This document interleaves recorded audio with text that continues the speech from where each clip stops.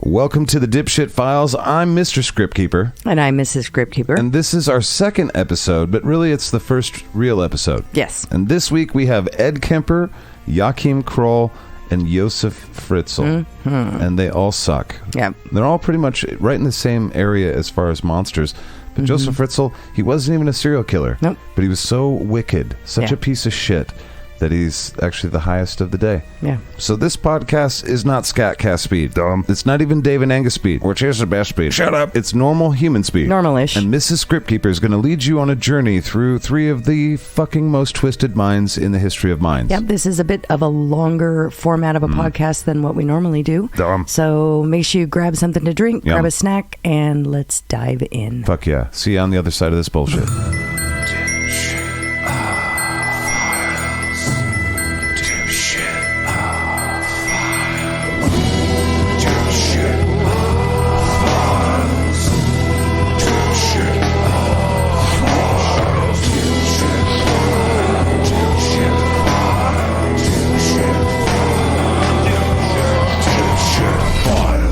Dipshit Files. Well, howdy, wife. Well, hello. And howdy, all of you. Welcome to episode 2 of the Dipshit Files. The Dipshit Files, yes. I am Mr. Scriptkeeper. And I'm Mrs. Scriptkeeper. And we've got 3 shitheads that we're going to tell you about today. Yes, we do. Dipshits, if you will. And we're going to rate them in a weird way that we think is going to teach us about, overall, when we're done with this entire series of podcasts, who the most dangerous cunts that ever lived were as far as serial killers, tyrants, and we're also going to see who was given the most media bullshit and the least amount, and maybe who deserves to be told that they're cunts more.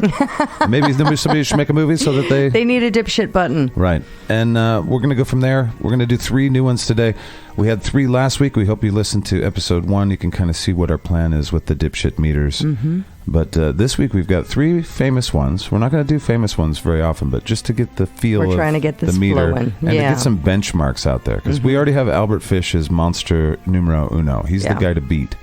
But we don't really know who the best, who was given the most media lore and coverage overall. Right. And well, as we continue, we're going to be digging through history as well. So there wasn't a lot of media on some of the individuals that we're going to be covering. So these scores are going to be kind of, well, some of them are going to be unexpected. And some of them won't matter. Right. Some of them, it's like, well, there was no media in the 14th century that mattered, so it's who cares? Yeah, but it's really, the thing that's most interesting is how dangerous were these people, you know, to just a random person. I think that's the most dangerous possible, is like acting out in a brutal way, having cruelty, doing terrible things to the body afterwards, but planning it out. You know, who was the most violent person? Right. And dangerous to all of us. Anyway, from there, so today we're doing Ed Kemper, we're doing Joachim Kroll, and we're doing Josef Fritzl. Yes. And hi, wife. Well, how are you? hello. I'm doing really good. I got my coffee. Yeah.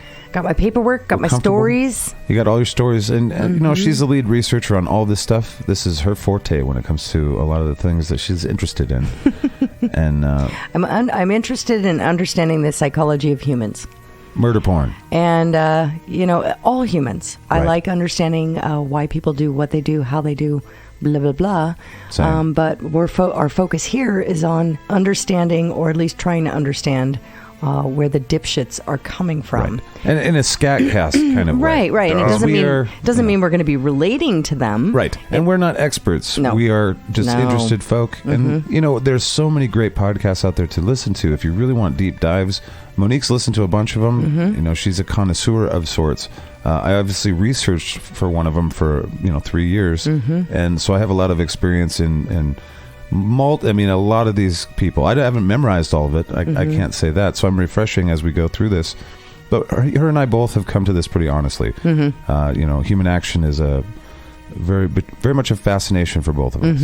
It really is. And when it comes to cruelty and some of the criminal minds involved in this, whether it's high level or low level, it's all very interesting. Well, it's interesting when we're talking about people, talking to people, meeting new people, hearing stories, or just learning about history. So many times I'm like, what the fuck? Right. And I want to know why, what the fuck, because my brain never would have gone there. I know, like, not in a... No. I can imagine a universe where it works that way. I don't know anybody that thinks that way, I don't think. Right, and that's fascinating to me. Yeah. Because it's like, wow, you are so different from me and the way I think. Why is that? Right. What got you there? Right. And I have a feeling that you guys also feel that way too, listening. Right. And that's why we very much encourage you to, you'll see as we go, if you listen to episode 1, these dipshit meters are basically the foundation of the show. We want to see in the numbers, in the stats, what these people are. Right. But we encourage you guys to grade it yourselves and be a part of the amalgamation that we're going to do at the end. We're going to put it all together. That's probably not the right word I wanted, but we're going to add all of yours together, average it out, and find out what I think the real number would be. The real dipshit meter number for danger of these people and the media legend that has been created. Right. Well, atrocity of the media, anyway. Essentially, what we've done is we've created a meter, and we're adding our opinions to it and how we see it. And the more data we can add to that meter, the closer to real, the closer to fact, I guess, we're going to be able to get. I like further from wrong. I've always liked that statement. There we go. Further from wrong. Well, both are the same. That sounds good. Very much so. So you guys get the idea. All we're going to do is we're going to talk about Ed Kemper. We're going to tell you a little bit about his story. Also, you can listen to him on Timesuck and get a funny, in-depth view. But you're going to get a couple little stories in case you've never heard of him. And then we're going to do the dipshit meter. And then we're going to do that for Joachim Kroll, and we're going to do that for Josef Fritzl, and then we're going to tell you bye, and we'll see you next week kind of thing.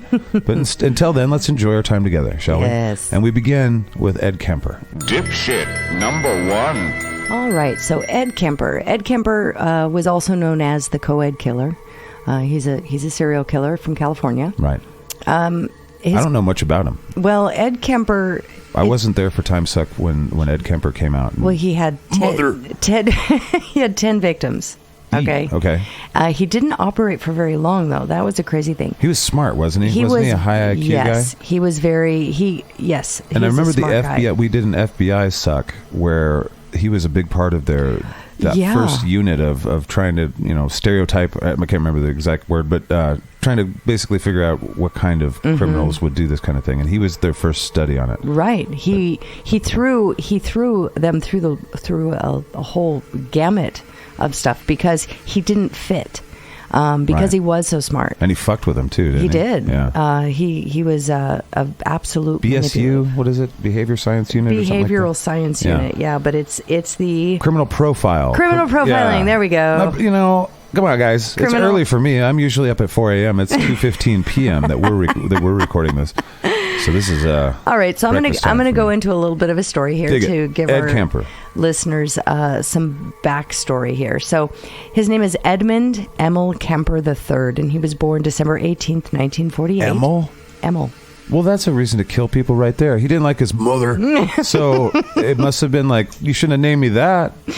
All right, fair enough. Go ahead. So he started his criminal life as a teenager, which is kind of interesting. So he was a troubled kid, but smart. He's one of the few serial killers that started killing when they were young, got in trouble, were released, and then just kept on killing. Yep. Yeah. So basically, he killed his grandparents. He shot them while he was living with them on their 17-acre ranch in Norfolk, California. So basically, he got caught for that, and he was incarcerated. Later, he killed and dismembered 6 female hitchhikers in the Santa Cruz, California area. So it's kind of... We lived right there. I know, we did. Time. Well, you lived there during the... No.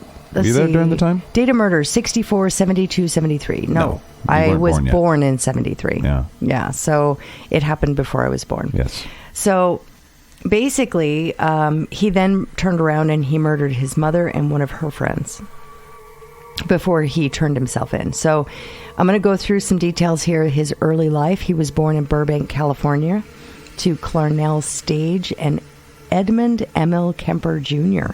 He's a third. Yes. I have a theory about thirds. He is a third. Thirds don't like being thirds. Being a third is it's a nightmare. It's a burden. People don't like it. I have a cousin that's a third. He's like, No, he likes it. He doesn't mind it. So he was very intelligent. He was very intelligent with an IQ of 136. However, he displayed sociopathic behavior from a young age.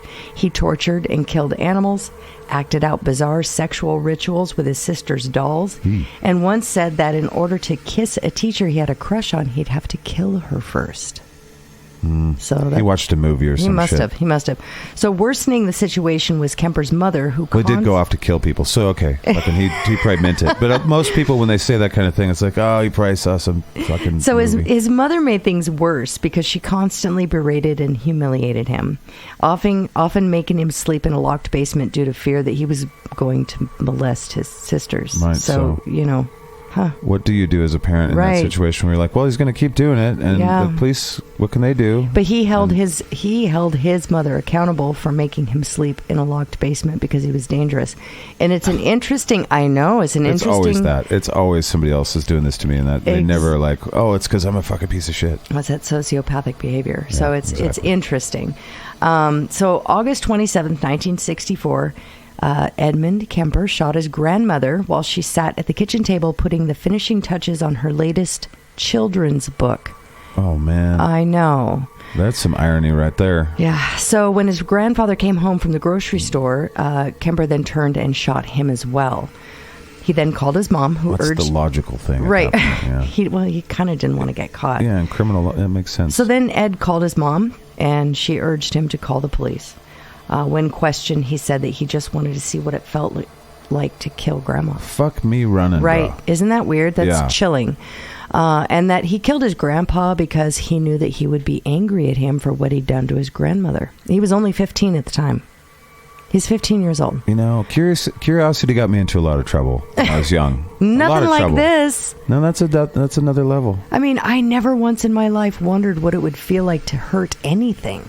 Well, I remember, I think most boys go through that period where you're like, okay, well, what? I think most humans go through that where they figure out empathy. And, animals are the first step I remember. And their brothers and sisters and shit. When I learned empathy. I remember the day I learned empathy. I think I was a month shy of being 2. And it's not... Took that long? It's not... Weak. It's not a super... Bullshit, bro. It's not a super clear memory, but it's more like a dreamlike state. But I have the memory of throwing rocks at my dog's face. I've heard this story. So I could hear it yelp. Snickers or some shit? Stickers. Yes. Fucking guy. You named the dog Stickers. That's the worst thing you could have done. We named him Stickers because when my parents rescued him, he was covered in these burrs that they had to have pulled out. You should have named him Rock to the Facers. That's what was coming for him. I wasn't even 2 yet. I was throwing rocks at the dog. I'm still going to judge you. He was like a squeaky toy in my head. You might be sweet to animals now, but how dare you? And my mom sat next to me. 2-year-old monster. I remember her basically bringing my attention to the fact of what would it feel like if somebody threw rocks at your face. And then she pummeled you with rocks. Because she read the Bible and was like, stoned thy children that stoned the dog. And fuck yeah. No. And the lesson learned. And she's a great person now. And so lesson is stone your children outside of town. Amen. So I learned empathy. I learned empathy just before I was 2. Fuck yeah. Anyways. I still don't have empathy. Obviously. That's why SkatCast exists. So I need to continue here. We're talking about sociopaths. I know about those. Go ahead. Kemper continue. was committed to a Atascadero State Hospital where he befriended his psychologist and even became his assistant. That's crazy. He's a fucking patient. Yeah. He was intelligent enough. He was officially his assistant? Like the doctor's like, yeah, he's that smart and good. And he doesn't need a degree. No. And give him the security badge. Should we get him a company car? Was it that level? Or no. Okay. Kind of. No, he didn't get security badges. He didn't get a company car. He didn't get a certification. He was filing. He got free lunches, though, didn't he? He was there to help organize paperwork. He was filing things in the filing cabinets. Is this like a Shawshank Redemption kind of thing? He had access to patient records, and that's the crazy thing. So he was intelligent enough to gain trust from the doctor to the extent of being allowed access to prisoners' tests. Letting a patient know what the other fucking... that's brilliant. With the knowledge he gained from his quote-unquote apprenticeship, he eventually was able to impress the doctor at the hospital enough to let him go. I know, right? So he was released into his mother's care in Santa Cruz, California. Wait. After killing how many people? 2. Oh, just the grandma and grandpa? Yeah. This is... Okay. This is before... No. Oh, it gets better. Okay. Oh, it fucking gets better. Oh, God. Okay, so He was released from the hospital, released into the custody of his mom in Santa Cruz, California, against wishes of the several doctors at the hospital. But he was still released. So Kemper later... Hindsight just kills the story. It's like, we think you screwed up pretty bad, Doc. Fucking what other decisions did you make? Let's take a look. Kemper later demonstrated further to the psychologist that he was well, and not only managed to convince the doctors he was reformed, but to have his juvenile records sealed forever as well. Jesus. Isn't that crazy? Okay, so grandma's... Doesn't matter. She was coming right for me. Legally, that was defense. Legally, nobody even knew about it. His juvenile records were sealed. So, let us know in the comments where you guys land on that kind of shit. Right? Like, truth is truth. Truth should be truth. Yes. We change as people for sure, but crying out loud, lady. Like, we should have grandma and grandpa deserve to have their memory. As adults, we should have a basic understanding that people do grow and they morph and they change as they gain perspective, which is usually years, right? Right. As you grow up, your brain changes, your perspective changes, you learn from lessons from your past mistakes and that sort of thing. However, there are certain patterns of behavior that are dangerous and should never be expunged or sealed, because it has been shown that sociopathic behavior does not disappear. Right. It doesn't. No, it's ingrained. It's part of the... And now, whether it's nature or nurture, that's still on the fence, but that type of behavior doesn't go away. Right. It becomes more entrenched. It becomes more ingrained in the brain and in behaviors. So you know where I think on the nature-nurture. I do. And to clarify for the listener, I think it's the majority of our personality comes from your genes. Right. It really is something you can tell a child... You can tell the bully child when they're very little. Oh, absolutely. And you can tell the ones that are not, that empathy is not going to stick. Well, we're going to cover this in these episodes too, because it is my opinion, and I'm no psychiatrist, I'm no psychologist, I'm no psychotherapist. I'm an expert in everything. I'm here to tell y'all what the hell I know. No, however, I do have a theory in my own brain. Hypothesis. A hypothesis. There we go. Thank you. No. But in my own brain, that individuals come to this place with little, I guess, plugs. Little, what would you call that? It's like an access panel with plugs. Right. And the more things that get plugged into this access panel, the more it programs your behavior. Yeah. So those experiences that you experience as a child. Yeah, it turns shit on. Right. It turns. That's in your genes. It makes it so you react. Things on. Yes, exactly. Absolutely. But not everybody's panel's the same. Some people come with different switches. And you can come to this planet with ingrained sociopathic behavior. Right. And that is who you are. But you didn't have the experiences to switch you on fully, so you're just an asshole. Yeah, you know exactly. Like I would say, 99% of sociopaths are probably just pricks and difficult to deal with. They might not even be pricks. They just don't care whether or not you like them or not. That's really. I kind of. It's deeper than that. They also don't care if you die. Assholes. They're assholes. That kind of thing. Yeah, but it's really the psychopaths that are the most concerning. But even a lot of psychopaths, they don't want to be uncomfortable, so they don't go out killing people because they know somebody's going to find out. They know they're not smart enough. They might think they're smart enough, but they know deep down they're not smart enough to get away with murdering folk for... Right. And the study of criminal psychology is trying to understand why all of these people have the same traits and the same behaviors, but only this group actually acted on it. So what made them different? Right. And exactly. So and that could be very much so in that I'd say 80% genes and 20% nurture. Yeah. It could be where the nurture came in, where those experiences came in. Because think how much nurture is. Like, I'm not trying to dispel that or like minimize that. 20% of who you are, all of that is our language, our culture, our customs, our fucking our little patterns that we get into oftentimes follow just cultural things. You know, our genes reaction to those cultural things. But anyway, what the fuck do I know? And if you divide the phases of life, you know, from birth to toddler, it's security. From toddler to preteen, it's stability and understanding of self. Testing shit out. Yeah, right. And then from preteen to young adult area, it's that sexual awakening and power. And then from adulthood, you go on to these other things. You just become even more. So those key moments that happen, whether they be traumas or abuses or shock, any of those things that happen within those building blocks of your personality, if you have these plugs and you have these, you came here with sociopathic tendencies, and then you have these experiences that switch those plugs on. Yeah. It doesn't be nice to your sociopath. If you're like, I have a diagnosis and basically my kid's a sociopath, like, fuck yeah, be nice to him.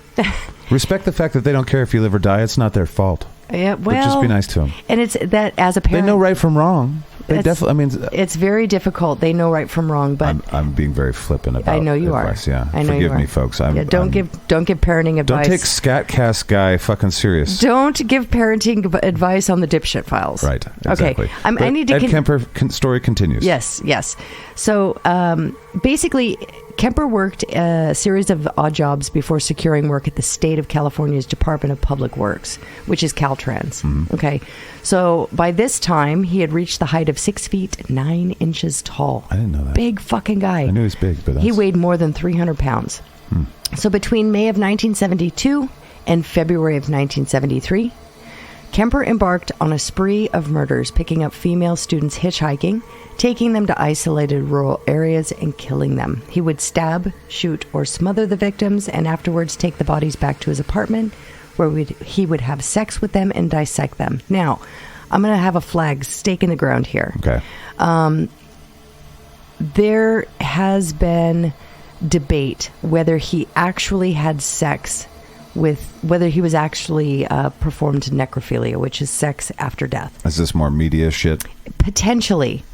And it's very difficult for me to form an opinion on this because he admits to it and then he retracts his admittance. So much bullshit in the trial and all those interviews. But let's not forget, Ed Kemper is a brilliant human and a master manipulator. So much so that he got his psychiatrist to be his friend, and he was let out. And he got his records sealed. So it's a difficult one for me. Did it happen? I don't know. I did research, and I never found definitive proof that he did this. Now, maybe I missed it somewhere, but as far as... let us know. Yeah. I mean... info@SkatCast.com. So anyways, moving on. He would dump the bodies in ravines or bury them in fields, although on one occasion he buried the severed head of a 15-year-old girl in his mother's garden as a kind of a sick joke, later remarking that his mother always wanted people to look up to her. That's crazy. Isn't that insane? It's insane. Guys, well, anyways. So he killed 6 college girls, including 2 students from UC Santa Cruz, where his mother worked, and 1 from Cabrillo College. Okay, so this is another interesting thing here. His killings revolved around the relationship that he had with his mom. So what you're going to find is that his killings were kind of directly related to fights he had with his mother. That is weird. And he chose, like, most of his students, most of the killings were of students that went to the college that his mom taught at or worked at. So it was kind of interesting. He would often go hunting for victims after arguing with his mom. So, damn. I know. So in April 1973, Kemper battered his mother to death with a pick hammer while she slept. Mother. He decapitated her, raped her headless body, and used her head as a dartboard after putting her vocal cords in the garbage disposal. But the machine could not break through the tough tissue, and it regurgitated back into the sink. Okay, that's a fun way to put that, I guess. That seemed appropriate, Ed said after his arrest, as much as she'd bitched and screamed and yelled at me over the years. Couldn't even shut her trachea down the goddamn garbage. Yeah, so his murderous urges not yet satiated, he then invited his mother's best friend over and killed her too by strangulation. Nice. He then drove eastward, but when committed guy? No word of his crime hit the radio waves, he became discouraged, stopped the car, called the police, and confessed to being the co-ed killer. Oh, so he gave himself the co-ed killer name? Or was that... No, that was the media. The media did that, but he confessed to being that person. Oh. He told them what he'd done and waited for them to come pick him up, seemingly unashamed as he confessed to necrophilia and cannibalism. Okay, so sex after death and eating the flesh. He confessed to this, but there's an interesting little caveat in here. At his trial, he pled insanity, but he was found guilty of 8 counts of murder. He asked for the death penalty, but with capital punishment suspended at that time, he instead received life imprisonment. Okay, so the victims he might be alive still. He is alive. He is alive? As to the best of my knowledge, he's still alive. So I'm going to go through a quick timeline here, and it's kind of interesting. So at 15, on August 27th, 1964, he shot his grandparents. He was 15 years old. Then nothing happened for 8 years. I'm not sure what was going on. I mean, he was in the mental institution. He was befriending a psychiatrist, and all of that stuff. So he was convicted and he was put away. Something happened. Something happened during that period of time. He had to have gained more. He had access to patient files. Probably got some great ideas. So he probably got great ideas. So anyways, he was released and he was let out. So unintended consequences. The craziness begins May 5th, 1972 and ends April 21st, 1973. That's a very short period of time. So his first killing was Mary Ann Peach, May 5th, 1972, and Anita Lucchesi, also May 5th, 1972. 2 friends. They needed a ride from Stanford, and he picked them up and he shot them. Both. He shot them.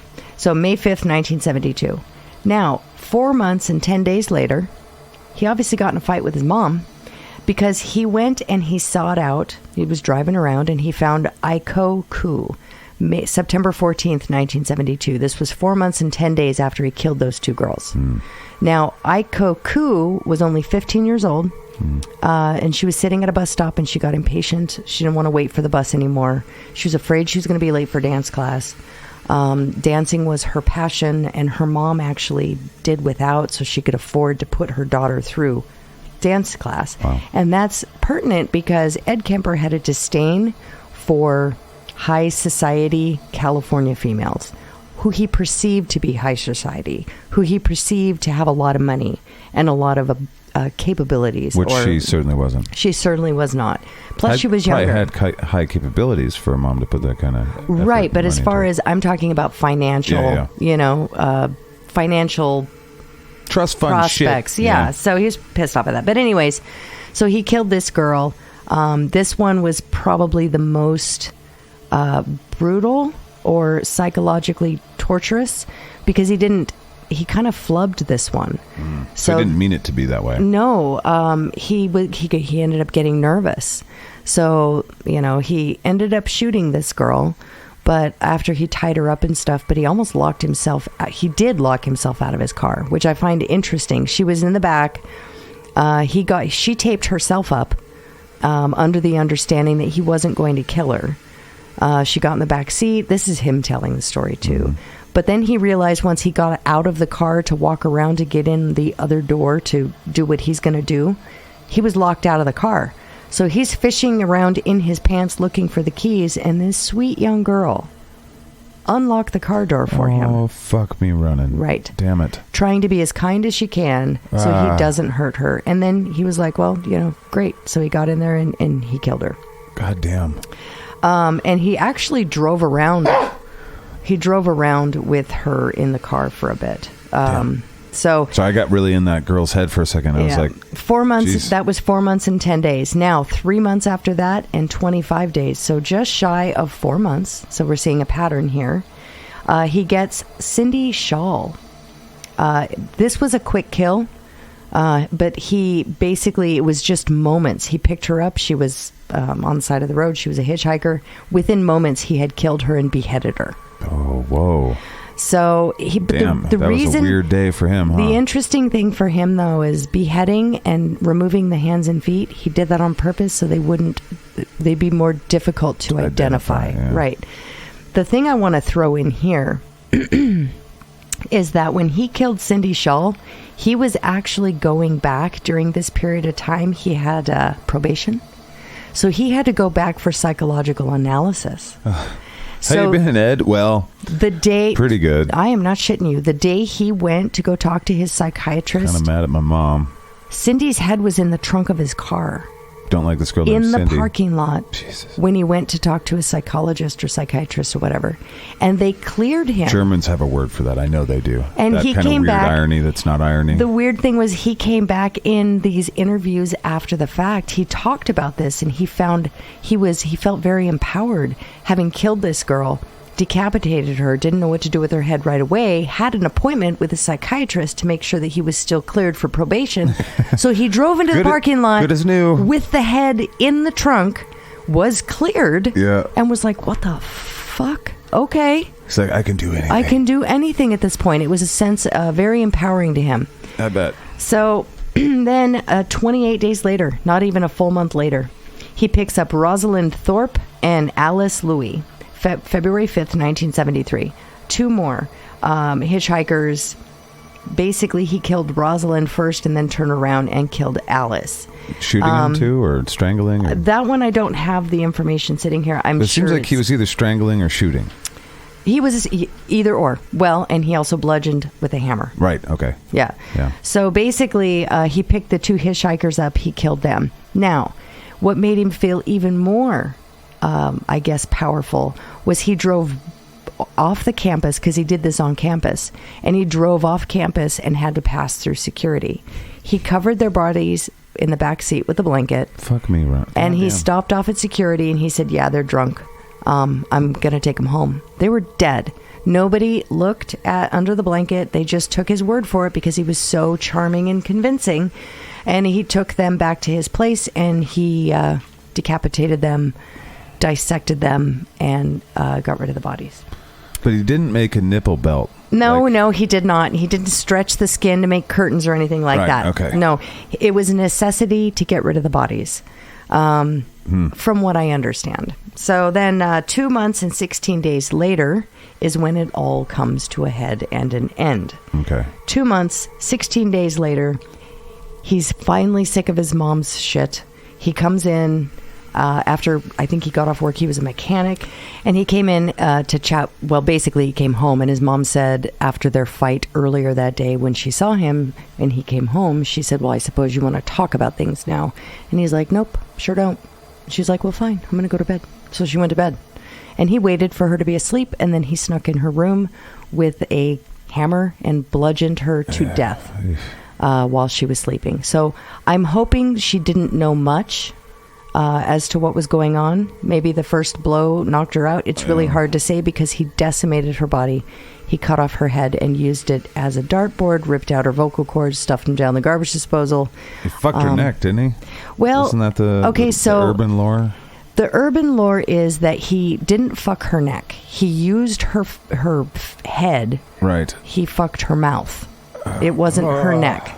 But there's stories that he fucked her neck, so it's really hard to say. I'm going to refrain from saying "fuck me running" because I noticed that 3-4 times. I don't want to turn this into a drinking game, but "fuck me running." I know, I get it. God damn. But the thing here is where I question: Ed Kemper was a smartass, and he was a smartass. He said things for shock value. He did things for shock value. Let's think back to him burying the head in the garden because he thought it was funny. It is kind of a funny joke. His mom always wanted someone to look up to her. I mean, that is kind of... you know what I mean? I mean, how could you... No one else could do that other than a serial killer. Right, so it's right. like, okay, well... So he also reacted... He was looking for reaction from people. If you read into him a little bit more, that's just the way he was, overpowering kind of guy, and he wanted reaction from people. So he was kind of a shock factor kind of guy, I think, in a lot of ways. So when he was arrested and he went into the police department, he admitted to a lot of things that he recanted later. Right. And these things, there's no proof. I think they found semen on the head, but I don't think they found semen in the head. I think. I could be wrong. It's a weird thing, you know. That nuance is important. It too. is. Did he fuck the head or did he beat jack off on the head? It doesn't really matter. It's his mother's head. But they did find the head on a shelf, and he was using it for dart practice. Well, that's reasonable. And when that wasn't good enough for him, he's missing it all the time. Like, I'm trying to get the mouth. Give me here. I got a dart for it. I'll dart the fuck out of it. God damn it. Stop it. Stop it. Sorry. So then I was trying to act it out. You guys didn't see that, but I was acting it out. He was humping the air. Yeah. So then he calls his mother's best friend. With my dick out. Sorry. I'm sorry. He calls his mother's best friend and invites her over. Then he strangles her to death and leaves her on the bed, and that's when he takes off. And, it was a couple of days. He's constantly listening to the radio to hear if his crime had been discovered, and it hadn't yet, and it was stressing him out. So finally he didn't want to wait any longer, and I think it had been like 4 days total when calls the police. He's like, yeah, you guys haven't found my victims yet. Out of frustration. I really need to tell you what I did. I want to be famous for this. All right, it is time for Dipshit File Meter time. It's a Dipshit Meter time. Yes. The Dipshit Meter. All right, it's Dipshit Meter time. And as you know, if you listened to the first one, if I was clear enough, which I probably wasn't, there are 2 little meters that we do. One is about how dangerous this person was. And there are 4 levels of that, and we'll talk about them. And there's a score from 0 to 5 at the end. And there is the notoriety scale as well. So danger scale, notoriety scale. Notoriety scale has 3 parts. Before their trial, all the stuff the media did and the community did, the terror of the community before, after the trial, when people learned about all the bullshit that they did, and then the legend that came with it, which includes movies and TV and books and lore and folklore, all that shit. So that's what we're doing now with Mr. Ed Kemper. And we already have 2 scores for him. Ed Kemper is a naughty boy. But he's not the naughtiest of all boys. He has a 3.5 overall as far as the danger scale. And then he has a 3.7 overall as far as the notoriety scale. And we'll get into why that is. So Ed Kemper and his brutality. We gave him a 4.25. 4.25 star. 4.25 star. But very, very bad, I guess. And, again, brutality is the kind of violence that he brings to these things. And maybe some of the anger behind it, too. I'm not sure. You guys will have to tell me. Well, he was pretty brutal. He would pick up hitchhikers. He'd drive them around. There was a scare factor in there. And his brutality, he strangled, he shot, and he bludgeoned. And the reason, violent, very violent. Yes. And the reason why his score was driven up was because how he ended his killing career, in my opinion. Strangling takes time. So that was his ongoing thing. When he shot somebody, he's pretty effective. The strangling took time. Takes at least, anywhere from 1.5 minutes to 3 minutes for somebody to die. Up to 5 minutes, actually, I think. But it takes a while. Strangling isn't like you see in the movies where you're like, okay, I'm dead. It's not like that. You got to do that neck breaking move. It's like the Van long, drawn out thing. But what he did... Hold on, I'm not done with it. Wait, we're not done. This is kickboxing. Kickboxer fans know. A few more minutes. What he did to his mother is really what... don't know that movie. What he did to his mother is really where it closed in on that score. I mean, anyone who bludgeons the person's head, bludgeons them to death, rips out their vocal cords, throws them down the garbage disposal, and then fucks their face. Pissed. Yikes. Brutal. Cruelty. Despite what we just said about all that shit, the cruelty, he was a 2.0. So that's a little lower than middle of the road. And the reason why that came in was because of the one girl that he fucked up on, in my opinion. There was some fear involved with these hitchhikers that he picked up because they're like, hey, wait a minute, this isn't the direction we're supposed to be going. But he didn't feed off that. It wasn't prolonged. No, he wasn't aiming for that. It was just the byproduct of what was going to happen. So it's not like, be scared, bitch. Right. It was more... He knew it was going to happen because it's just the byproduct. But what he did to that young 15-year-old girl... because he wasn't thinking straight. He didn't have his shit together, and he locked himself out of the car, and it was prolonged. He had her tape herself up. He had her do these things, and she was hoping that he wasn't going to hurt her if she did what he said, because she was young and naive. So that raised it to the 2. And it raised it for me. But otherwise, he was just getting it over with so he could... Exactly. Well, like, he bludgeoned his mother to death in a brutal way, but she was sleeping. Right. He didn't want her to know. He wanted the least amount of resistance. He didn't want to hear her talk, is what it sounds like. He walked up to his grandma and shot her in the head. She didn't even know it was coming. Grandpa came through the door. He didn't know it was coming either. Shot him. So he's quite the coward as well. Yeah. He held guns to his... he held a gun to his kidnapped hitchhikers, and it scared them a bit. But when he shot them... Over and done. It was over and done. Right. So and he wasn't the kind of guy with them. He didn't stab him over and bludgeon him to death after that. But he did cut him up and shit. Well, and it was an ends to a means. Right. He wanted to get rid of the body. He didn't want to get caught, so he cut them up. And it wasn't a satanic ritual. It wasn't so he could eat them. It was. Although he did say he tried it. He did. That's right. He did say he tried it. I mean, he's halfway there at that point. You're like, well, I butchered the animal. But then he recanted his story. Right. So how much of that is to fuck with people? And that's, I don't know. This guy is an enigma. Well, that's the criminal mind part. Criminal mind. Yes. So we gave him a 4.5 on criminal mind. Absolutely. So that's his highest score of anything. Mm-hmm. We've got one left, of course. But criminal mind, why is he so high? He had a high IQ. He was in the top 2 or 3 percentile of IQ. His ability to manipulate was off the charts. Anybody who can go into a psych ward after being convicted of murder and befriend the doctor, get a goddamn card that gets you a free McDonald's and a code to get into the upstairs. And access to other patient files and their tests. They're like, here, you hold the gun, Ed. Which is where, he learned new techniques. He learned words. He learned how to act. And he learned how to be a better piece of shit. He did that because of his charm and his intelligence and his ability to manipulate. He seemed like a goon to me. I saw an interview with him. It was like, that goony guy conned all these people. Yeah. That's weird. But maybe, I don't know. I mean, it's probably not this normal guy that people are used to when they're dealing in those hospitals. He seemed like a goon to me as well. But at the same time, how much of that was because he dropped the pretense and he was just like, yeah, I'm fucked up. Yeah, I don't need to impress anyone anymore. I got what I wanted. That does a lot, for sure. I got my notoriety. For sure. Depravity. So his depravity, we gave him a 3.25, 3.25. Yeah. Despite the fact that there's fucking of heads.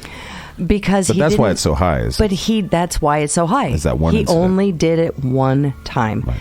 His depravity, he didn't take like a bunch of sexual gratification or pleasure in the dismemberment of bodies. Right. He did it to justify and making it easier to get rid of them. Right. Which takes away the depravity in a lot of ways, even though it's fucking ridiculous to normal folk. Right. Yeah, but in the serial killer world, it takes away from the depravity when you're just trying to make it fit in a box. Right. But the fucking of the mom face hole. That while is severed what head. drove that up. Yeah. Yes, and ripping out her vocal cords. I mean, I still can't get past that. I mean, he is so. And then the joke he had at the end. That's 2 jokes that he had. He's so well, and there was a lot more in here in research. Right. There's a bunch, but he was so sick of hearing her bitch, moan, complain, and scream and yell that he ripped her vocal cords out and ground them up in a garbage disposal. And fucked her mouth. The other thing that made shut those. The 2 things that made those noises. It's so insane. Yeah. Well, he should. I wonder if he knew about how important lungs are. You gotta have breath control to really get the breath out. To be a yeller, you gotta breathe. This and her diaphragm. From a metal singer guy. And the diaphragm. Yeah, you got to get the diaphragm going. Yeah. All right, now we'll go on to the notoriety of Mr. Kemper. Notoriety. There are 3 again categories in this, and we gave him a 3.7 overall. Mm-hmm. We gave him 2 straight 4.0s. Before the crimes were discovered, he was part of a triad of serial killers, right? Yeah, but it wasn't. He wasn't a group; it was on accident. They were unknown to each other. But I'm gonna add that in here. So that area was terrorized at the time, and he was part of that. Yes. And so we gave him a 4, which is a high level. Yeah. During this period of time, during his murder spree, another serial killer named Herbert Mullen was also active. Mm-hmm. And then additionally, let's see here, we've got 3 years, preceded 3 years earlier by multiple murders committed by John Lindley Frazier in that area. So people were already they were already up in arms. We got to watch our daughters. It wasn't until after the court case or after the court case got going, that they realized, oh, all those people, those weren't Ed's people. Those were somebody else's people. Right. Ed only did these people, so it brought that down a little bit. And their fear was brought down a little until they realized, what the fuck, he did what to his mom's Exactly. face? And then it just drove it right back up again. A little boomerang or a little trampoline. What? No, we're fine. Oh my God, he fucked her face. And then the cat head thing. I mean, that's a big time suck kind of meme in the time suck universe. Cat heads on a pot. Is that a Danism or is that? I think that part of that is a Danism. He did dissect a cat. Okay. When he was younger, he brought a cat in. I think it fuck its face or neck. Did no, it? I don't think so. He was curious how the cat worked, so he killed it and then made a puppet show with its head. Not that I know of. I mean, no, that's a the logical thing you would do. The only thing that I found, maybe I could be wrong, but the only thing that I found that was twisted was the weird shit that he did to his sister's dolls. I heard about that. Where was it? Everything from burning them to ripping their heads off to dismembering them, pretty much what he did to his victims, to putting them in weird sexual positions. I think he shit on one. Nice. I mean, it was just... Well, that's depraved. That's depravity, but that was, how much of that do you just chalk up as being... Well, that's why Mom locked him in the basement, made him sleep down there so he wouldn't rape his sisters. Right. God, fuck. But that's Mom's fault, right? According to Ed. She did this to me. Well, she played her part in probably helping maybe whatever 20% of the. I want to hear from his sisters. Yeah. I want to know how bad was Mom. Oh man, you know what I mean? Exactly. There's no excuse for that. Absolutely not. Zero excuse. Yeah, but she's probably a piece of shit too. I'm guessing she's probably a piece of shit. But that's speculation and being a cunt on my behalf. So overall, and then the legend of Ed Kemper. Like his legend, I think we gave him a 3. Well, because he's kind of middle of the road. He is, and Dan's helping that. It's raising. Those kind of things are helping when people. And he was a BSU test patient, like the patient 0 for. He was the very first behavioral science unit guy they based it on. I'm thinking BSU, like some college. Boise State somewhere. University. Broncos go Broncos. Blue Smurf turf. Yeah, well, there's his notoriety and the urban legend, folklore, that sort of thing, has pretty much gone up. As time has gone on. That's why it's higher than middle of the road. There's so many things that I could bring up here. There's songs and there's all kinds of shit. But the ones that really stood out People have written songs about it. Oh, hell yeah. I can, you know what? Maybe they'd be interested. I will list this out. Just this group.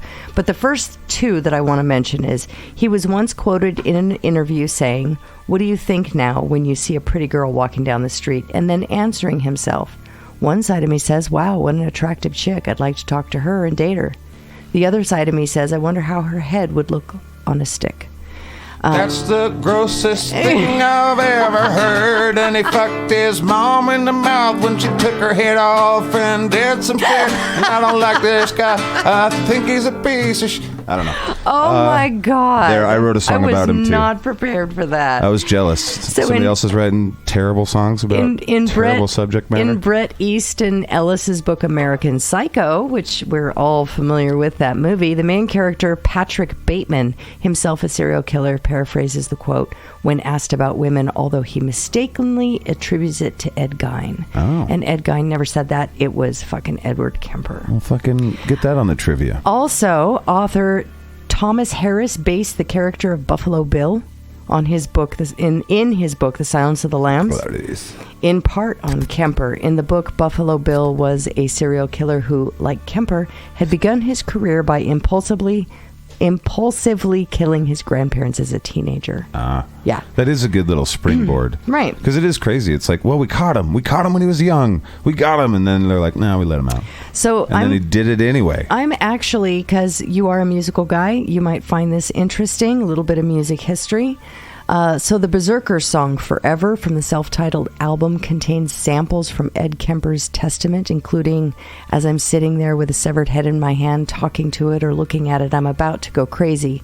Literally, I'm about to go completely flywheel loose and just fall apart. Jesus. Okay.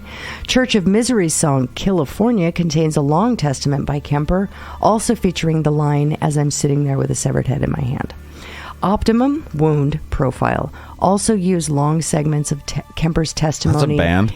Optimum Wound Profile. All right, then. In the song Crave, once more including Severed Headline. American death grind metal band Macabre wrote a song about Edmund Kemper in the 1993 album Sinister Slaughter entitled Edmund Kemper Had a Horrible Temper. The Ed Kemper Trio took their name from the killer. The band formed in the late 90s in Montgomery, Alabama, releasing 3 albums on Pine Box Records. System of a Down song Forever, also known as Fortress or Outer Space, from the leaked album Toxicity 2, contains lyrics referencing Ed Kemper solved it all. He fooled the shrinks. The song was later dropped from the released Steal This album. Nice. Okay? Weird. Crazy. Pioneering industrial act Throbbing Gristle's song Urge to Kill, performed only once at a 1978 concert, details Kemper's crimes. Dr. Octagon, the instrumentalist album, has Kemper's interview excerpts in the song I'm Destructive. The Discovery Time show Most Evil featured Edmund Kemper in their episode Masterminds. The intro to the song The Glorious Dead by Dutch metal death group Gorefest features Edmund Kemper speaking, I am a human being and I kill human beings and I did it in my society. Kemper is also described as an exotic serial killer compared to Ted Bundy, John Wayne Gacy, and Jeffrey Dahmer in the novel by Black House by Stephen King and Peter Straub. Suicide Girls model Kemper took her name from the serial killer, and in closing, the 2003 movie Cradle of Fear features a convicted serial killer named Kemper. So he's all over the place. He's all over the place. We're feeding this goddamn nonsense. Yes, we are. And it's growing. It is. Because mother. Because it's not dancing. Because oh my God. Because he's fucking Because what the fuck? How do you forget? Why. Once you learn a new idea or something depraved like this, how do you ever forget it? How does it ever go away? And how do you ever trust humanity in the same way? All right. On the other side of this little noisy thing, we're going to talk about Joachim Kroll. Dipshit number 2. All right, so Joachim Kroll also has a dipshit meter score of 3.9 in the danger scale, and then a 2.2 in the notoriety scale. Yeah. And really a very low legend scale. He's a 1.0 in there. Right. Because he is not well known. Generally, there's a legend or a language barrier, so we don't have the same. In Germany, he's certainly well known, but his fame is growing as well. Right. But this is all bad fame. But it's still interesting to find out, this interesting character did some of the most depraved things I've heard. And I did research for this episode of Time Suck, and you're the one I think that brought me this character. I'd never heard of him. So a 3.9 is what he ends up being. We'll talk about it now, but why don't you tell us the story of this very bad man? Well, let's see, Joachim Georg Kroll was born April 17th, 1933, and he died July 1st, 1991. German serial killer and cannibal. He was born the son of a miner in Hindenburg, province of Upper Silesia. Kroll was the last among 8 children. He was a weak child and used to wet the bed. His education was poor, only reaching grade 3. Later, psychiatrists found that he had an IQ of 76. Ouch. So, and I'm going to paraphrase. I have a lot of stuff written here, but I'm going to do a little bit of paraphrasing. His killing didn't even begin until 1955 after his mother died. I think he waited 3 weeks. He was intrigued by the animal slaughter around him. And he got to try that out. I'm going to paraphrase his early life. Okay. So he came from a family of 11 people. Yes. And he was the youngest. Yeah. And they were a poor family. And they lived in a 2-room house. Had a lot of free labor. Well, not free labor, but labor. It was a 2-room house, 11 people in 2 rooms. And he was smaller and weaker than everybody else. And so he was mistreated by the family. Again, father was an alcoholic. Again, mom was unfeeling and uncaring and kind of distant. That's just kind of the way things were. All the before 4 times. All of the brothers and sisters, if anything went wrong, they blamed it on Joachim because it was easier. Just blame it on him. Blame it on the dumb one. And his father noticed there was a problem with this kid, so he ended up sending him off to camp. and where he basically was exposed to all kinds of crazy shit where he shouldn't have been. And it was like the Hitler Youth Camp. Yeah. So he was exposed to bad things that he should never have seen again. Remember that platform I was talking about? Well, shit got switched on. Yeah, exactly. So his security was taken away, never actually ever instated. His self-worth was never even there. And when he reached puberty, that preteen teen time where that power and his sexual awakening happens, it happened on a farm during the process of animal slaughter. And so that was switched on because he gained his sexual awakening at the murder and slaughter of animals with the blood and the gore and the screaming. That was one of the lowest points of my research time at TimeSuck, was when I started digging into where he was getting off on the act of fucking a pig while stabbing it and getting off on the screams of the pig and cows and everything. He got caught, I think, the first time doing something fucked up on a neighbor's farm fucking a pig. Yeah, but he'd already had, once he opened up, after he was caught, once he opened up, a lot of stuff came out. Right. Because nobody even knew. No one suspected. No one had any idea. Right. Except for that farmer that caught him with his dick and his pig stabbing him. But that wasn't his first time. Right. No, it wasn't. So he had been doing this a while. Sure. He's like, all right, that's the last time. That was my favorite pig. Yeah. So, that was for sale. So, of course, he gets to this point. He's shy. He doesn't know how to talk to women. He gains his sexual awakening happens on a farm during slaughters. He has which happens for lots of people and doesn't turn into this. Right. But his panel was different. Right. He has switches that a lot of us don't have. Right. But there probably were a lot of dudes that had their sexual awakening on a farm and fucked a cow. Yeah, I'm just gonna throw that out there. Maybe. I'm gonna throw that out there. But that doesn't. Their panels. I'm different. willing to bet it. No offense to any of you farm folk. I know it's 99% you probably didn't, but you know somebody that fucked a cow, and if you don't, it's probably you. It's all right. Go ahead. Anyways, info@SkatCast.com. Now I lost my train of thought. God damn it. Joachim Kroll and his depravity. Yeah, well, basically, once his mom died, everything changed. Right. Okay. I remember that. So I'm going to go through the list of victims here. His crimes, he began killing in 1955 after his mother died. February 8th, 1955 was his first kill. She was 19. He raped and stabbed her to death. And then her disemboweled body was found in a barn in Luderhausen. That was February 8th, 1955. June 16th, 1959. Clara Frieda Tesmer, 24, murdered in the meadow of Rhine. This was the interesting thing about him. Nobody suspected him. A mechanic named Heinrich Ott was arrested for the crime. That's right. But then he hanged himself. He committed suicide in jail. And so they're like, well, it's closed. No exactly. July 26th, 1959. Just a month later, Manuela Knott, 16, raped and strangled in the city park of Essen. This is where he began eating people. Slices of flesh were carved from her buttocks and thighs, the big, fleshy, large meat parts. He was making steaks.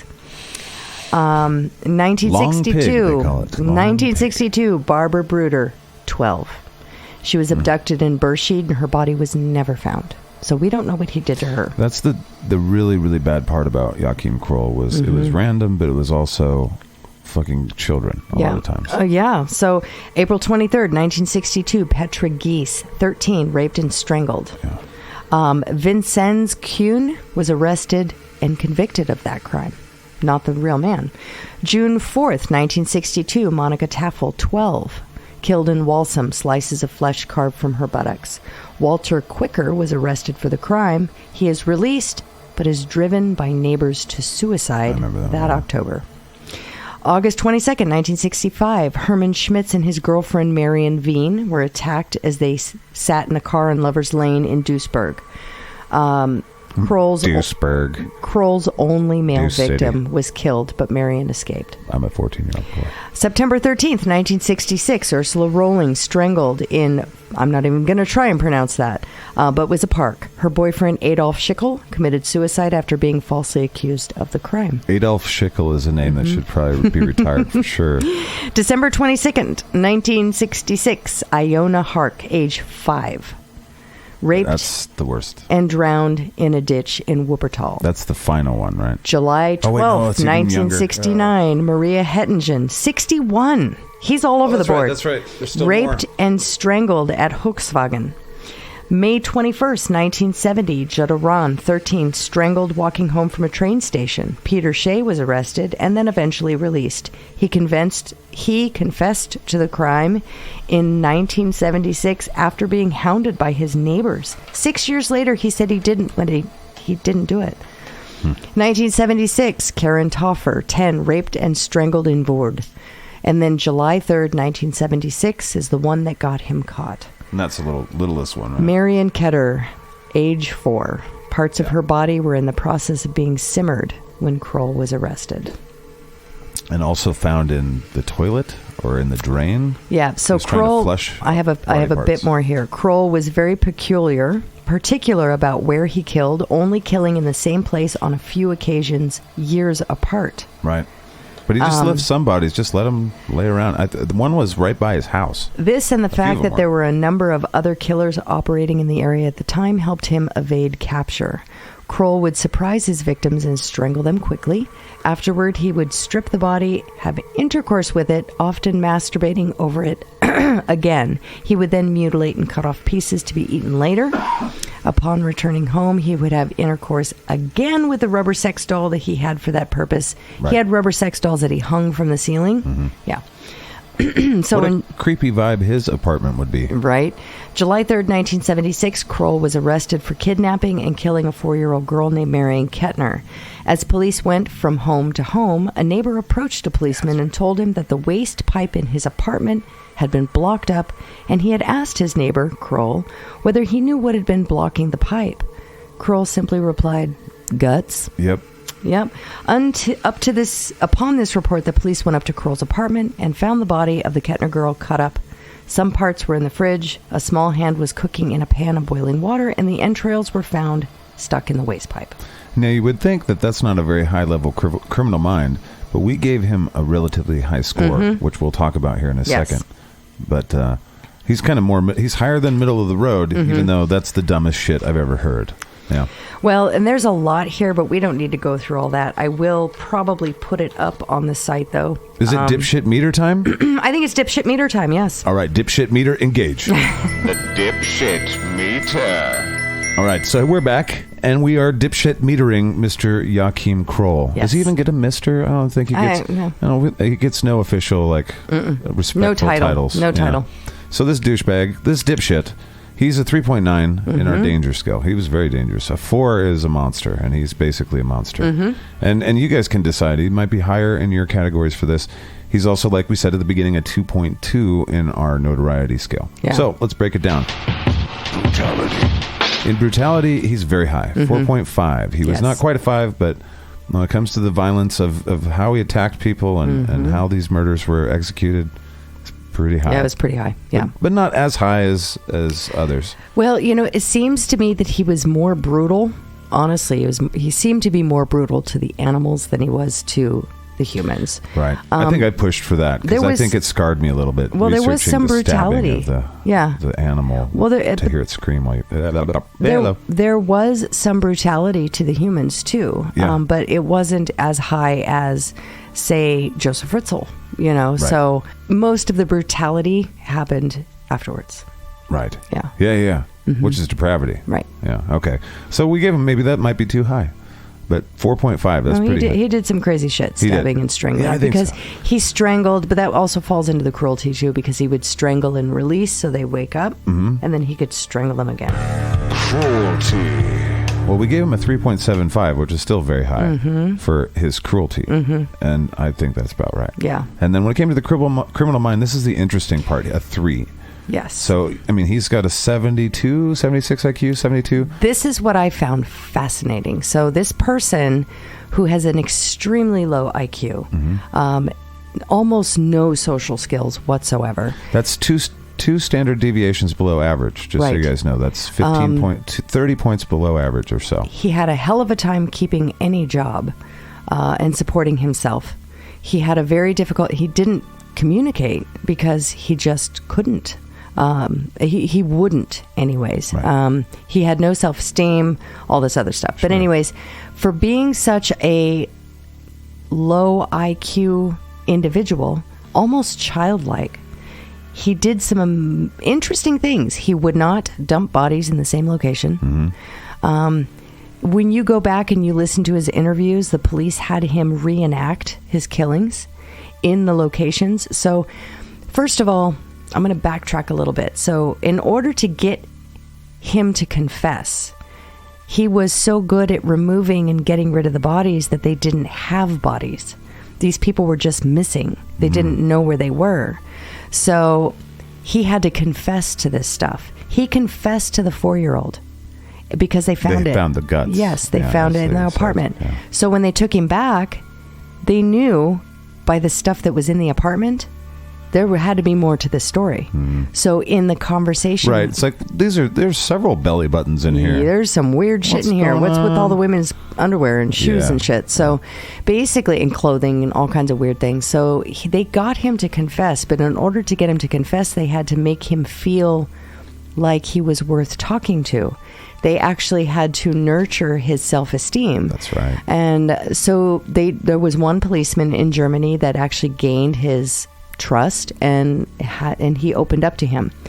The way he talked about things were so matter of fact. So he was a simple-minded guy, but he maximized his ability to... That's why he gets such a high score in the criminal mind. Right. He wasn't led by ego. Okay, He was very a simple kind of guy. So as he was explaining his past, I don't even know if he really looked at it as crimes per se, but as he was explaining these things, it was just like talking about what you had for dinner. Right. I went fishing, I killed some people, then I went fishing again. Yeah. It was it was from what I understand, like chilling to hear some of these stories. I bet. As they came out. I read I read a lot of them. And I watched a dramatic reenactment of one of them for a documentary. It was that was awful. And it was very sensible. It was, very sanitized. Depravity. So, and the last little bit on our dangerous motherfucker, he rated very high in depravity, 4.5. Yeah. Because eating people is wrong. And all of it. I mean, he copious amounts of semen. Yep. He's the guy where, I wrote that in the script. He's the copious amounts of semen guy. Yeah, that was all I could think of. It's like, well, that's... I'm sorry, I shouldn't be laughing, but that's... It is terribly... That statement has lived on within friends and family since it was stated. Copious amounts of semen. It was kind of weird. But he apparently had just so much. Yeah, just so much. Like they thought that many people... This is what threw people off. Yeah. They thought many people were part of these killings because there was so much ejaculate. He would subdue them and rape them and kill them, or subdue them, kill them, and rape them, and then ejaculate on them again, drag them home, ejaculate on them again, and then tear them apart, part them out, ejaculate on the parts, and then go and play with his sex dolls and ejaculate on them. Joachim Kroll, ladies and gentlemen. So he's a 3.9 overall, which is a monster. We're rounding to the nearest thing. He's a monster. Yeah, absolutely. So, I do want to add one thing that I forgot to add earlier. He was so simple in his thought processes that he thought that the police officer cared about him. He thought the police officer was his friend, and he also thought he was being interviewed for a procedure, a medical procedure that would make him stop doing these things, not realizing he was incarcerated and going to trial and for a life sentence for murder. He thought he was being interviewed for a medical procedure that was going to fix him. Yikes. Yeah. Easy to trick, but still a high criminal mind for what he had. And it's just an anomaly. An anomaly. Notoriety. And so as far as his notoriety, we gave him 2.75 for when he was 2 3/4 for when he was actually doing the crimes. Right. Because he terrorized the areas that he did those People things. were going missing, and they Little kids and young girls and old ladies and fuck. And then there was also a 2 3/4 stars for afterwards too, because they were people were rightfully appalled. But it didn't get. It took time to discover all the details, though. This wasn't like it was. Exactly. It wasn't like, hey, we got this guy a week ago, and here's his story. It took a long time for all of this stuff to come out. Right. And that's why the slow burn number is a 2.75. Right. And then we gave him a 1.0 as far as a legend, because he's, as far as just the new besides generation copious of podcasts, amounts of semen, he's not known. And Joachim Kroll's Cafe, I think Dan has that thing. I'm sure there's last podcast on the left probably has a whole series on it and those kind of things. But other than that, I'd never heard of Joachim Kroll until you told me about him. And then I researched him, and it was slim pickings finding all the good information like you can on a Jeffrey Dahmer or even an Ed Kemper. It happened in Germany. So is this the one that you actually had to do the Google Translate? No, that was like the Granny Ripper and that's right. An assassin from Russia. And there was a few, but mainly Russia. I'll never forget that, man. That broke me a little. This guy was in here doing this research. We're taking a sidestep from this for just a second. Yeah. He's in here doing this research and just digging, and he's translating all of these news articles from, I think, Russian. Yeah, Russian news sources. I found all the good websites, all the English newspapers. But then the translation's terrible. Yeah, very bad. So then he has to go through and redo you gotta kind of extrapolate what they're trying to say. I think that's where your eye twitch came from. My tell now. I have a tell now.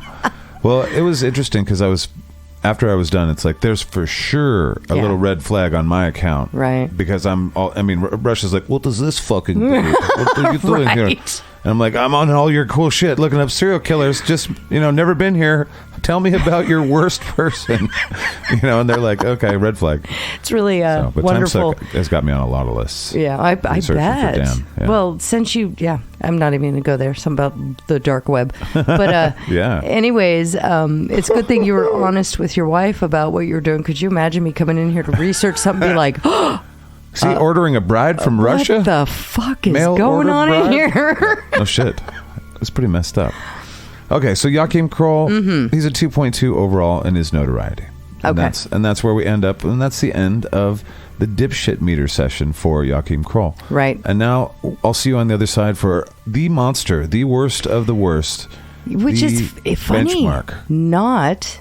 Not a serial killer. Josef Fritzl. Yeah. We did Albert Fish last time. Exactly. This guy also, we'll talk about it. But he's a higher monster than both Kemper and Kroll by our standard. Right. And it's very strange, so I'm looking forward to talking about it. Dipshit number 3. The Fritzl case emerged in 2008 when a woman named Elizabeth Fritzl, born April 6, 1966, told police in the town of Amstetten, Lower Austria, that she had been held captive for 24 years by her father, Josef Fritzl, who was born April 9th, 1935. 2.5 decades. Yeah, it was 24 years, yeah. Fritzl had assaulted, sexually abused, and raped his daughter repeatedly during her imprisonment inside a concealed area in the cellar of the family home. The abuse resulted in the birth of 7 children. 3 of them remained in captivity with their mother. 1 had died just days after birth at the hands of Fritzl, who disposed of his body in the incinerator. And the other 3 were brought up by Fritzl and his wife, Rosemarie, having been reported as foundlings. Fritzl was arrested on... That's a damn Mandalorian. Fritzl was arrested on suspicion of rape, false imprisonment, manslaughter by negligence, and incest. In March 2009, he pled guilty on all counts and was sentenced to life imprisonment. See here, Josef Fritzl, I'm going to paraphrase. He was born April 1935. At 21, he married 17-year-old Rosemarie, who was born in 1939, with whom he had 3 sons and 4 daughters, including Elizabeth, who was born in 1966. Fritzl reportedly began sexually abusing Elizabeth in 1977 when she was 11. So after completing she's the most unlucky woman. After completing her education at the age of 15, Elizabeth started a course to become a waitress. In January 1983, she ran away from home and went into hiding in Vienna with a friend from work. She was found by police within 3 weeks and returned to her parents in Amstetten.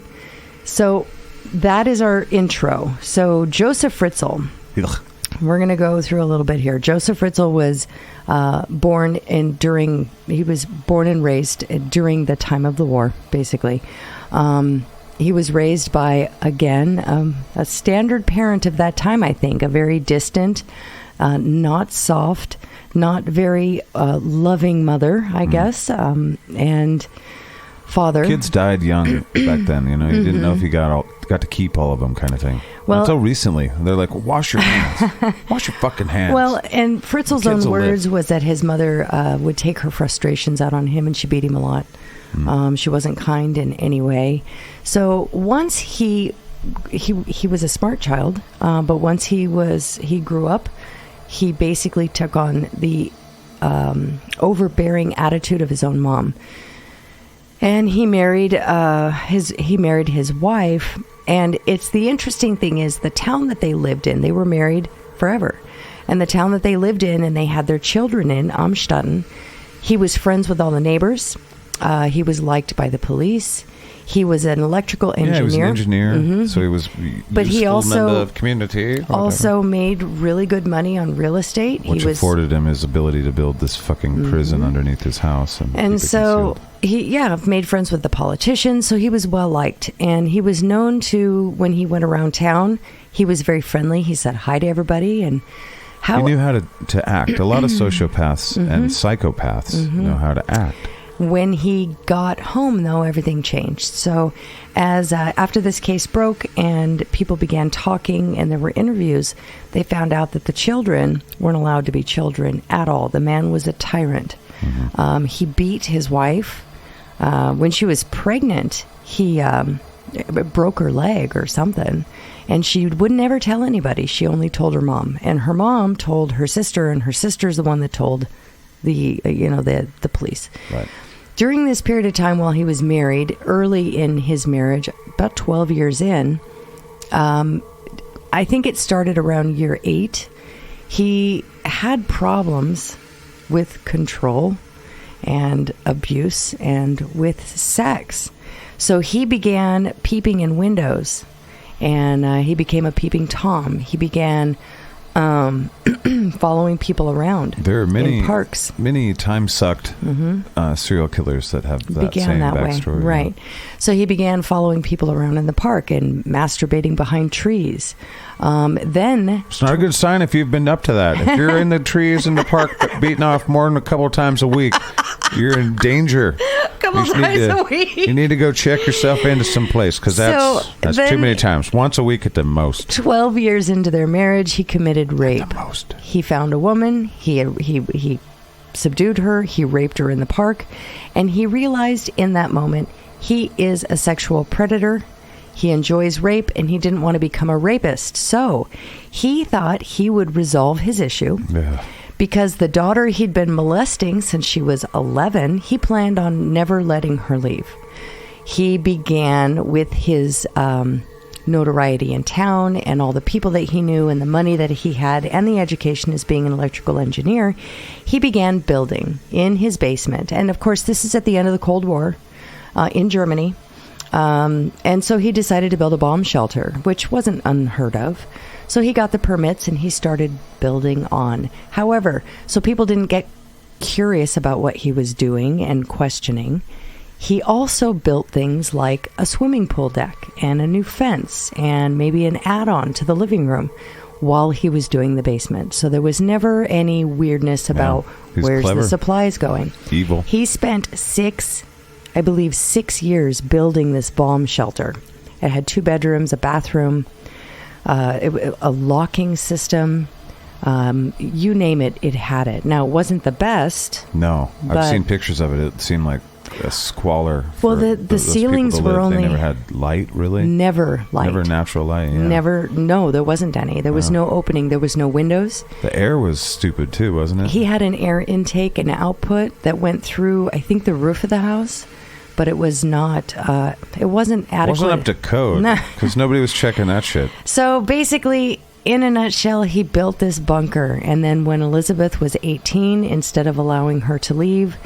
they made up a story, right? She went to college, or she ran away from home, No. Or she died, or something. No, he kidnapped her and threw her in the basement. Right.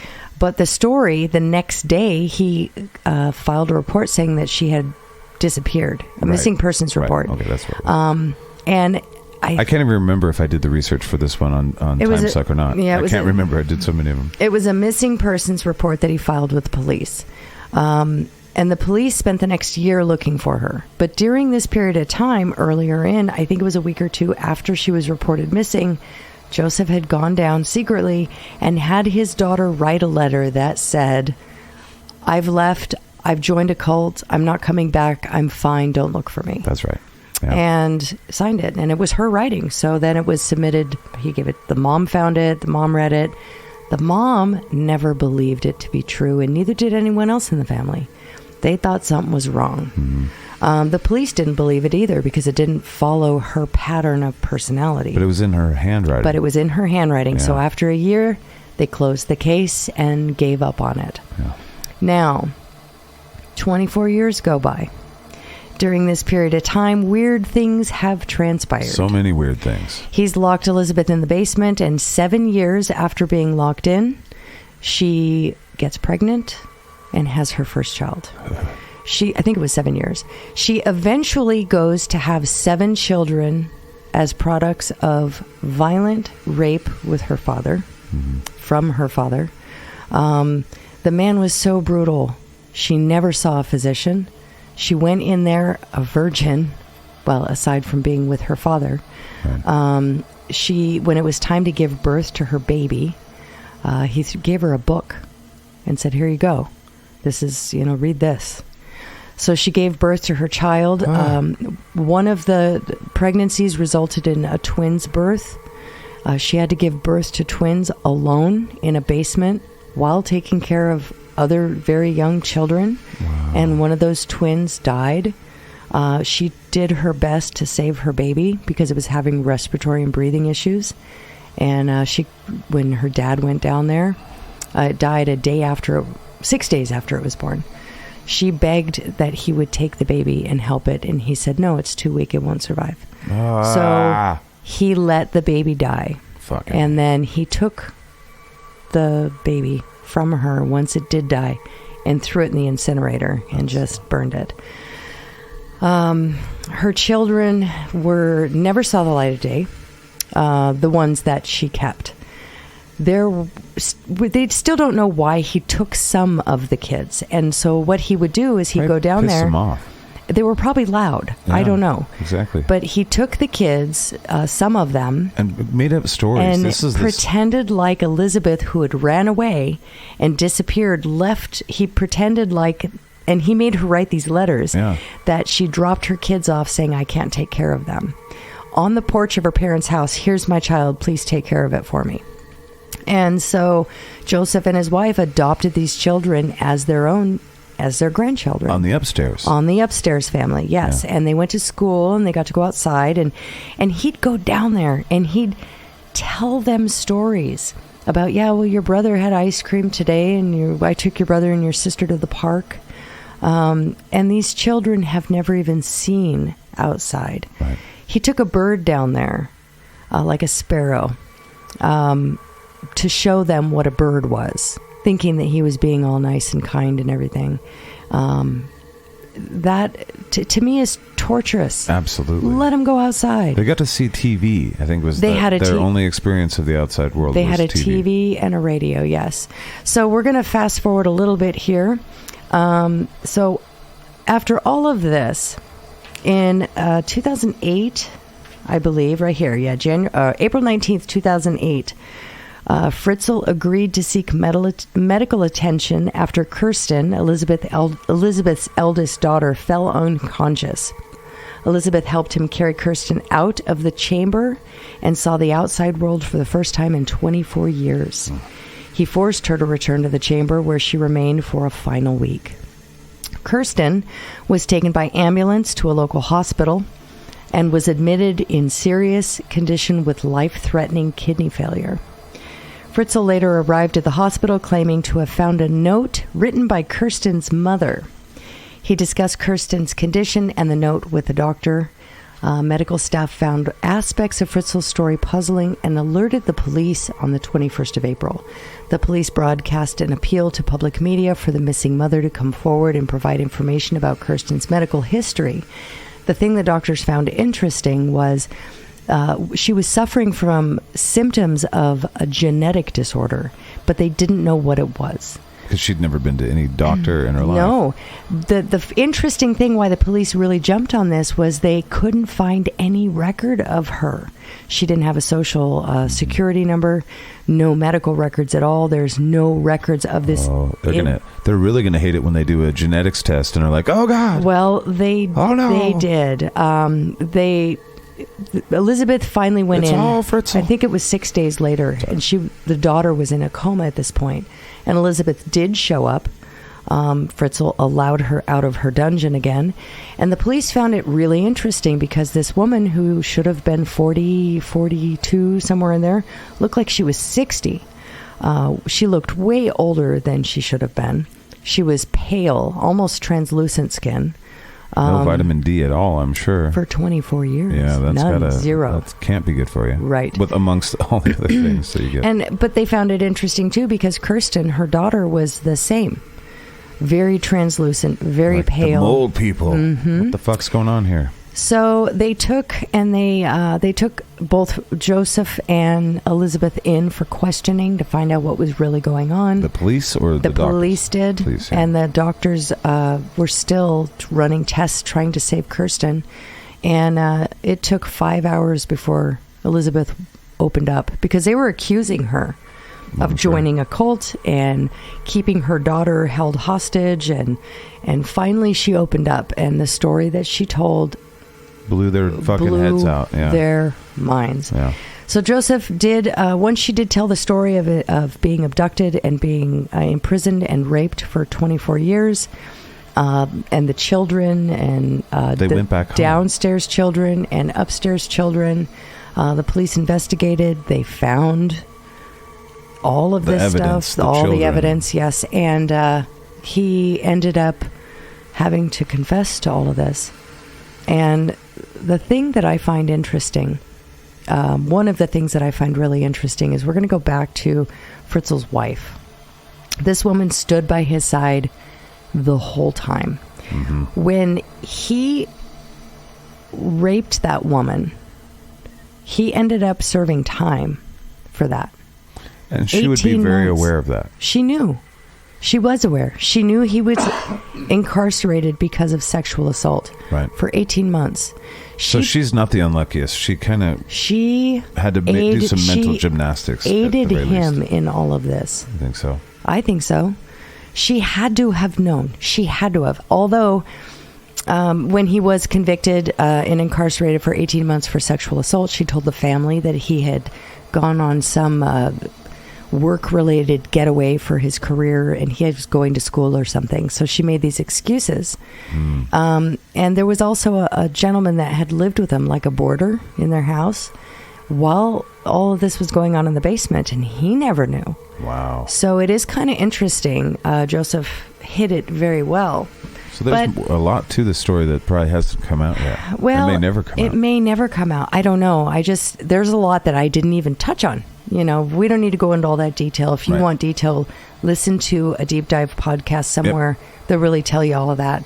But in a nutshell, he was convicted and condemned to a life sentence. And we're giving this guy more of a monstrous status than the other two who did kill many people combined. Josef Fritzl never killed anybody. No. He was found guilty of negligence, and which resulted in death for that baby. Yeah. But he still has a very high score in one area and a very, very, very low score in another area. So we're going to talk about that on the other side of this noisy thing. The dipshit meter. And we're back, and we're going to grade Josef Fritzl and the dipshit meter, the two categories, the danger meter, the danger scale, and the notoriety scale. Yes. So let's begin with brutality.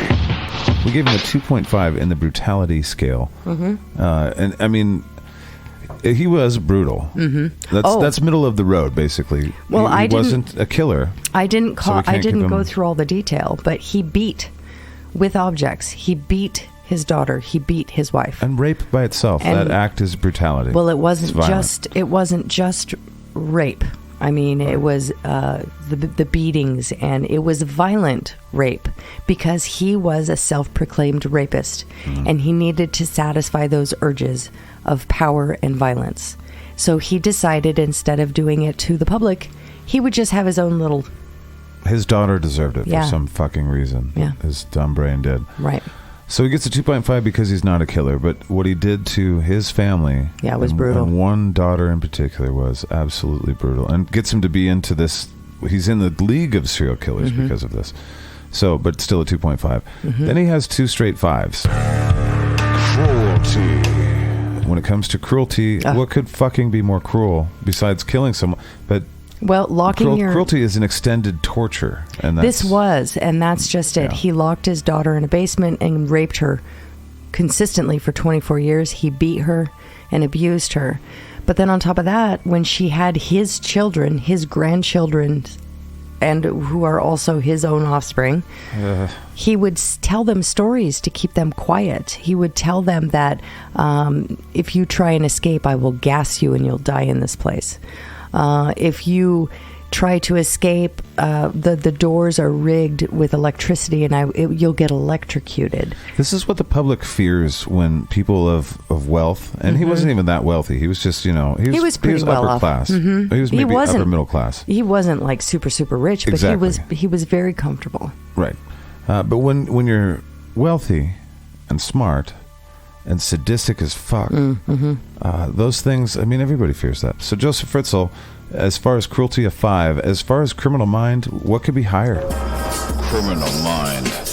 Than a guy that fucking planned like that. Years. He planned when his daughter was, before she was a teenager. Right. Well, he started raping her at 11. But then started building the rape dungeon for at that period of time. That's a 5+. There's nothing higher than that I don't think you could possibly do, and we'll find someone. And that's another reason why he's on this list. Depravity. And then for depravity, 3.75. And we have a little asterisk by that too. It's because he was depraved, but he didn't kill anybody. His depravity came from his sadistic nature. He was a rapist. He inflicted pain for the sheer joy of inflicting pain. Yeah. He gained gratification from seeing fear and submission from his victim. And probably a little bit about getting away with all this shit too. Knowing that, up here's my nice house and everybody thinks I'm great, and down here I'm the fucking devil. Yeah. And I know I'm the devil. Yeah. He was depraved. Yeah. And if I'd like to touch back a little bit on the other 2 that we had spoken about before, the depravity with this guy, the joy and satisfaction he gained from the pain that he caused is above and beyond the joy and the satisfaction that the other 2 gained from the pain that they caused. Gross. Edmund Kemper gained satisfaction from the pain that he caused only when he ripped his mom's throat out. Right. The rest of it was trying to cover things up. Josef Fritzl, Joachim Kroll was really high. It was a 4.5 in depravity, but it was because he was eating people. Yes. Yeah. But he didn't. It's not because he gained power and pleasure from inflicting pain, unlike Josef Fritzl. Right. It was the copious amounts of semen everywhere. So overall, with that his danger to society still is a 4.1, still higher than a Joachim Kroll, amazingly. Yeah. Still higher than an Ed Kemper, amazingly, because of the kind of level of calculation and the kind of level of cruelty. So that's what we came up with. You can call us ridiculous if you'd like. That's fine. But I don't think so. 4.1. That's, I mean, you roll the dice and you're born into that family. That's the most dangerous human on the earth, obviously. Yeah. But many of us been through weird shit like that. But then the direct opposite is happened. Notoriety. He's a 0.9. So he's not even a full 1 on our scale of 0 to 5 in his notoriety, despite the fact that story is nobody fucking knew. Language barrier once again. Well, partly. Well, okay. As the time was happening, it was because he kept it secret. It very was cleverly. such a secret that it was right underneath everyone's noses and feet. So he got a 0. Yeah. That's why he's so low. Yep. No one knew shit until somebody was dying, and Elizabeth basically threatened, you are going to be culpable for murder if you don't do something about this. So after the trial, it's still only a 2.75 because of the way, maybe the culture. It was a family kind of thing, is what you were telling me. Right. Well, as far as what I was talking about when we were discussing that is the danger to the public, you know, because we were talking about fear. So fear before the trial, fear after the trial. Yes. It wasn't very high because it was never going to touch the public because this was a family thing. Yeah. And Joseph resolved his own issue in a really weird way because he knew he was going to become a serial rapist and potentially, maybe even eventually, a serial killer. So he didn't want to face that, so he decided to do this. This was his resolution. So it never escaped the home, and it never touched anyone, even the neighbors. What a God complex to decide, I'll save society by terrorizing this one child and her children. Exactly. So he was never, because of his resolution, he was never a danger to the public. Although they were completely horrified by the details. Completely. The whole town. And that's why the 2.75. But then, as far as the legend, I mean, and this is generous as a 1, because in Germany, certainly, and I think most of Europe kind of got the message. Just like the Russian stuff, it gets to Europe eventually, but it didn't really. And it made it to the news here, but it was touched on and then moved on because it was so far away and so far removed. Yeah, it was another one. I don't know what role I played in the research of this. Probably initial research or something. There wasn't like a ton of details. There's not a ton of books, I don't believe. I think there was one good book as far as there usually resources. is. Yeah, there's usually one really good source. And then 4 or 5 crap ones. That were like written as papers and then someone published them, because why not? Yeah. But so a 1.0 as far as the legend. There's no movies, there's no books really. There's not yet. No. But, this didn't come out until 2008, so... True. And there was another one. There's an American version. I won't remember any of the details, but it was like Texas or somewhere around there. And it was almost the same fucking story. Yeah. It was just insane. And it's like, God damn. I think that one was in 2012, I think. And I remember growing up watching like Unsolved Mysteries or something, and another person had done similar things where they had a sex slave in a box or some shit. So that's Josef Fritzl with a 0.09 for his notoriety. So 4.1, 0.09. Dipshit Files Conclusions. So we talked about Ed Kemper, we talked about Joachim Kroll, and we talked about Josef Fritzl. Yes. Fritz Whistle, as Dan liked to call him. and now we're going to make a comparison with the 3. Well, just look at it. Ed Kemper was a 3.5 as far as his danger to society. Right. Joachim Kroll was a 3.9, which we consider monster. And obviously Kemper was evil. And if you rounded to the nearest monster, 3.5, he'd be a monster. Right. And Josef Fritzl, without killing really anyone, being part of manslaughter in one case, 4.1. Still beat out a guy that killed children.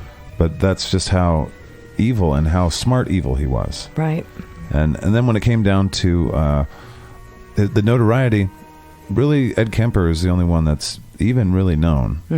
Joachim Kroll, never heard of him.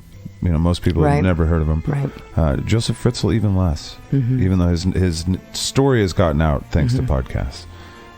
Whether that's good or bad, I don't know. We'll find out, I guess. But I mean, that's our presentation for you guys as far as our silly things. Yes, absolutely. And we'll put those numbers up on the website. Yep. And on the socials so you can see. And again, we encourage you guys to give us your ratings. Yeah. How brutal how cruel, how, what kind of mind and what kind of depravity, that's what you get. And then 0 to 5, divide them up by 4. Yeah, so we're talking about brutality, cruelty, criminal mind, and depravity. Yes. So the brutality is what has happened during the crime itself. Yeah, and how brutal it is. Yeah. Cutting off faces would be a 5. Right. A 0 would be poisoning someone. Cruelty is the torture that happens prior to the killing. Yep. Or reviving after right. you've killed someone. That's criminal mind is 5. how well planned out was it? Their killing and their practices, and how well they covered their tracks. Josef Fritzl is the expert on that one. And the depravity, how depraved were their actions? At the highest level is Albert Fish. Yeah. Albert Fish is your example for 3 of the 4 of those. Right. 75% of those. And he's pretty high on the other one, too. So that's crazy. Yeah. Well, thank you guys for listening. I hope you enjoyed our version of murder porn podcast. Death murder porn. 187. Yeah. I hope you guys enjoyed what we do and how we're looking at this. Gives us a little bit of an information database to look at these people and kind of say, all right, well, now that we have all this information, we've deep dove into all these people. Who's the worst? Right.